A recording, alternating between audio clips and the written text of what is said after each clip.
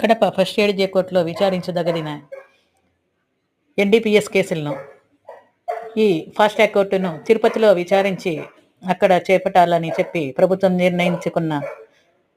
నిర్ణయించి ఈ 145 జీవోను పాస్ చేసిన దాని గురించి కడప న్యాయవాదులు ఈ నిర్ణయాన్ని వెంటనే ఉపసంహరించుకోవాల్సిన అవసరము ఎంతైనా ఉన్నదని చెప్పి ఈరోజు శనివారం సైతం కోర్టు బయట వారు రిలే నిరాహార దీక్షకు చేస్తున్నారు. ప్రభుత్వం ఇప్పుడైనా దీని విషయంలో ఒక నిర్ణయం తీసుకోవాల్సిన అవసరం ఉన్నది, లేకుంటే ఇంకా ముందుకు వెళ్తామని చెప్పి న్యాయవాదులు చెప్తున్నారు.